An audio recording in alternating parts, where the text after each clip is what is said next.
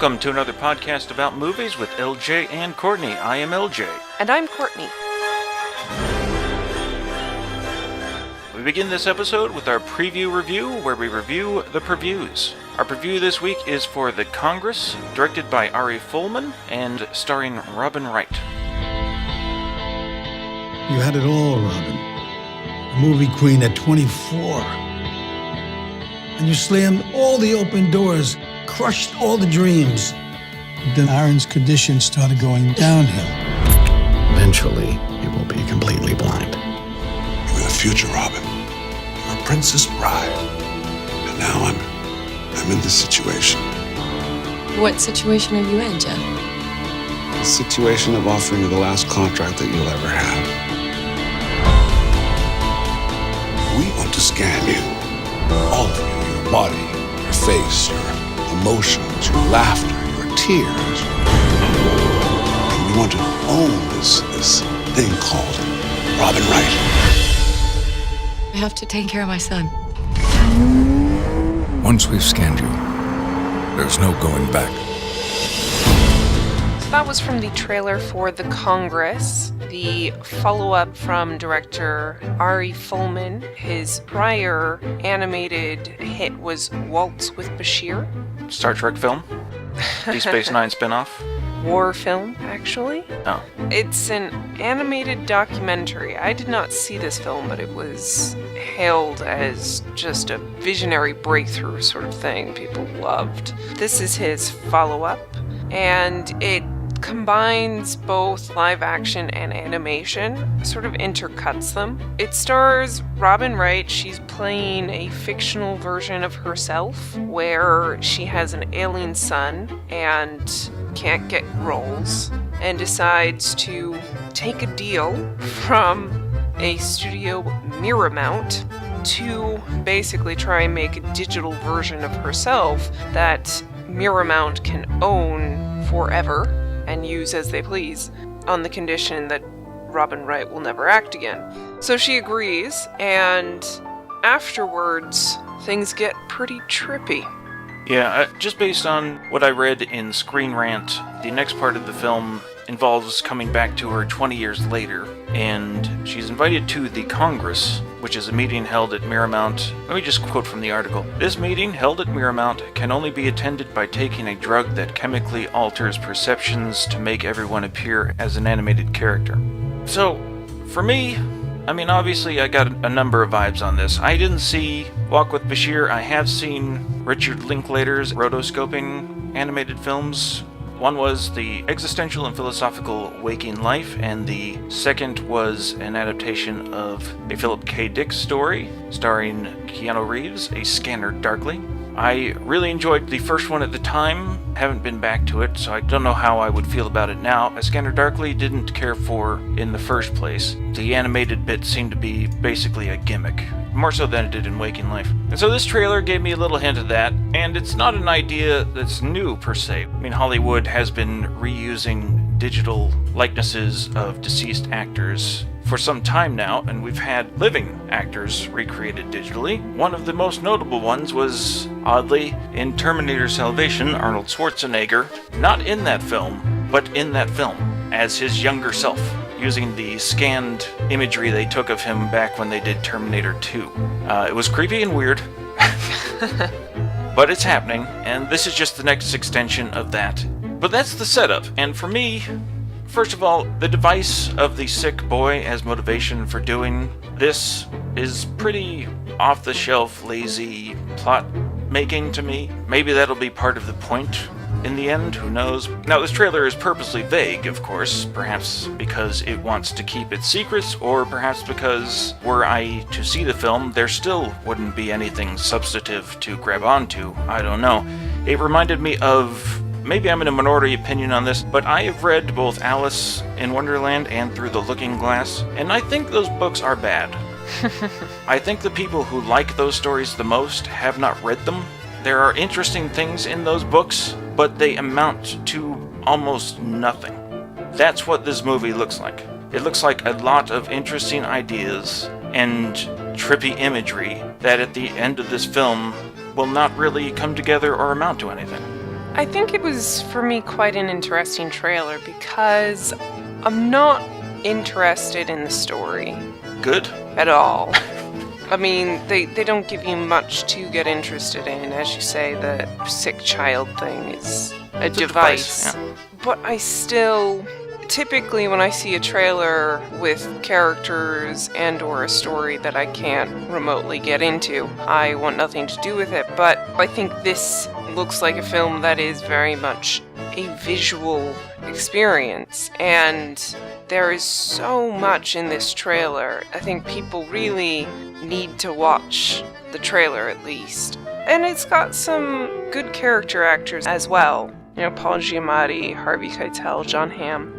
I don't know. A lot of movies that are visual spectacle and little else, I'm reminded of being tricked into seeing two films that fit that description. One was the god-awful film starring, now try not to be surprised, Jennifer Lopez, called The Cell, which was amazingly bad, but looked amazing.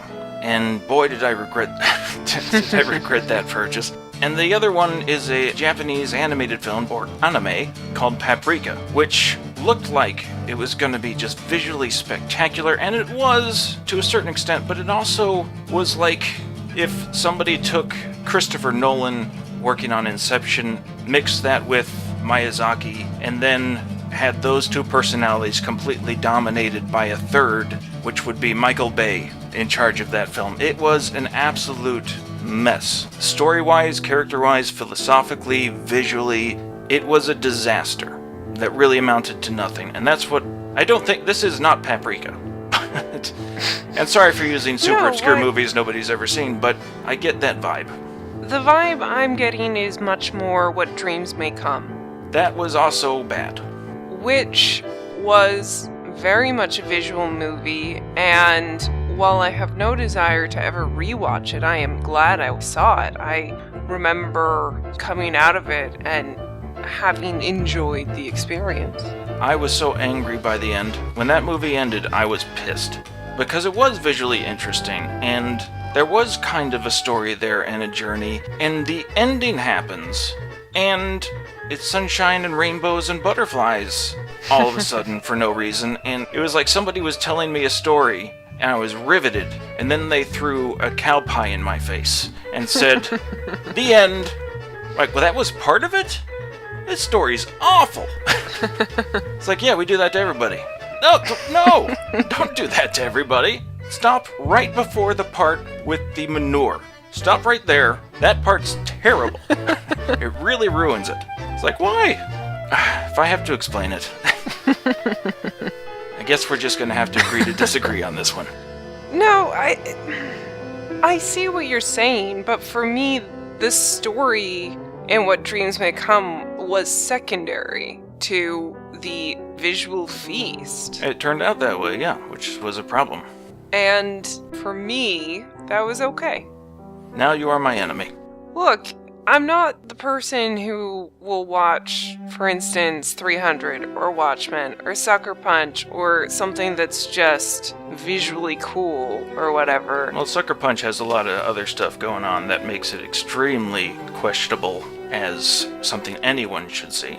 Yes, I've read about it. I've not actually seen it. But, point is, when you've got sort of interesting concepts and you've got something that does seem very visually stimulating, and I was riveted by this trailer. I think this is something I would certainly give a try. Yeah, I've been hurt too many times before, Courtney. I can't love again. You can't say I can't love again because you didn't love in the first place. I did.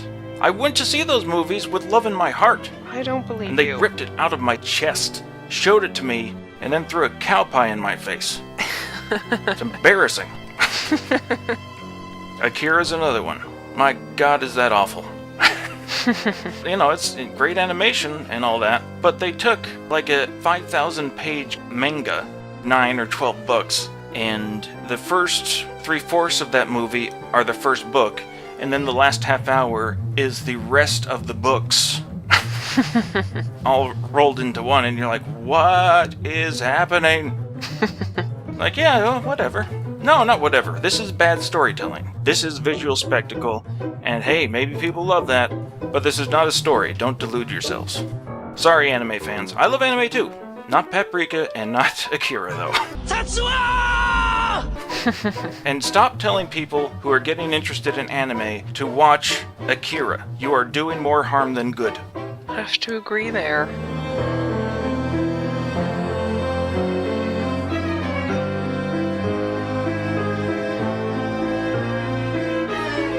And now we try to predict the weekend box office winners and losers in our segment, Judgment Day.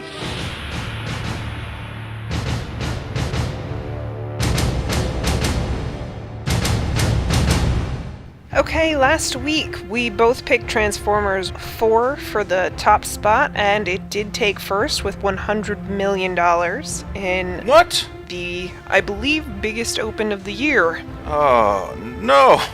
Yeah. No! No! Unfortunately, No! America has proven once again that they have no taste.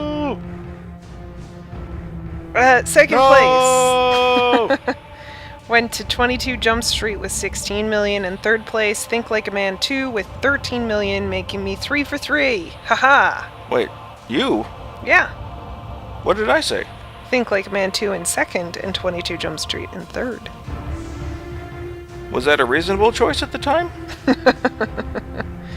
It was the other option after I made my choices. Whatever. This weekend we've got technically 4 wide releases, but I'm going to get one of them out of the way because it's only going to 1,000 screens, and it is America, Imagine the World Without Her. This is rated PG-13, and it is, quote, a documentary, end quote, from Dinesh D'Souza, who also made 2016 Obama's America. It is sitting at 14% on Rotten Tomato. So, the actual wide releases this weekend, we've got Tammy, that is rated R, going to 3,400 screens. This was written by Melissa McCarthy and her husband Ben Falcone, who also directs the film. This is his directorial debut, and it co-stars Susan Sarandon. Everything you just said sends up all the flags. Yep, it's at 27% on Rotten Tomato. Yeah, that sounds like somebody who's gotten way too much juice with no idea what to do with it. Pretty much. We also have Deliver Us from Evil, that is also rated R, that's going to 3,000 screens. It's a horror film starring Eric Bana, Olivia Munn, and Joel McHale. It's supposedly based on the true story of a cop who teams up with a priest to fight demonic possessions. Based on, as in, they just took the premise and that's it. The words inspired by are in there, for sure. Yeah, they need to stop using that. It's getting out of hand. Yeah. So this is sitting at 33% on Rotten Tomato. And finally, we have Earth to Echo. That's PG, going to 3,200 screens, and it's sort of E.T. meets Super 8 meets WALL-E. So it's going to be as good as all three of those things combined. Or takes all of the weaknesses, makes a Franken movie that is now at 51% on Rotten Tomato. Yeah, it's not as bad as one would think. Not quite. But I thoroughly expect Transformers to take the number 1 again. No! You know, I've still never seen any of them, and I never will. Oh, Courtney. What must it be like to live in your world? I did not want to, but I eventually was like, you know what? If I'm going to complain this much about the Transformers films, I got to see at least one. I saw the first one, and my God! I don't even know where to begin. It's... I felt like it was made by people who hate me. And they wanted me to feel bad while I was watching it. Oh, man. They nailed it on that front. For my number 2, I'm going to pick Earth to Echo, and for third place, I'll go with Tammy. It's probably a bad decision, but, I don't know. Maybe lots of folks are going to take their kids to movies for 4th of July. Tammy. Have you seen any commercials for that? Yeah, a few. Not much. I've seen none for Echo, but I don't watch, I guess, the channels they'd be advertising on. I've seen a couple for Echo. I'm not watching kids' channels. I haven't seen any Deliver Us from Evil either. I've seen a few for that as well. I also don't watch TV. I agree with your choices, Yeah? and that's what worries me. I'm going to say number 1 will be Transformers 4, The Secret of the Ooze. 2 shall be Earth to Echo. And 3, I'm going to go Darkness of the Devil. What was that? Deliver Us from Evil? There you go. I didn't say any of the right words. Deliver Us from Evil shall be 3rd. That's a terrible choice. Okay.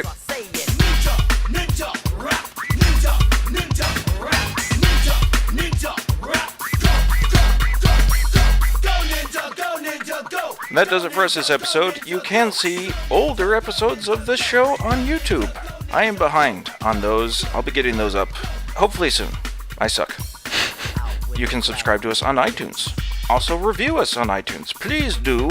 You can also subscribe on the Zune/Xbox Music Marketplace. Also subscribe to our RSS in whatever podcasting software you desire to use. We are on Facebook at facebook.com/anotherpodcastaboutmovies. You can find us on Twitter at podaboutmovies. And our website is anotherpodcastaboutmovies.com. And email us at anotherpodcastaboutmovies@gmail.com. And so this weekend, I implore everyone to -see Transformers 4. Ooh, someone hack it.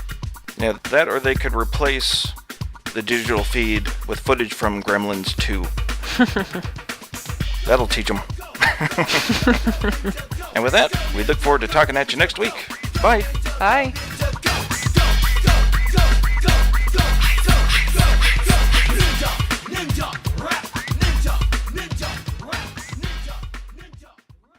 If somebody took Christopher Nolan working on Inception, mixed that with Miyazaki, and then had those two personalities completely dominated by a third, which would be... You lost me so long ago, I have no idea what you're talking about.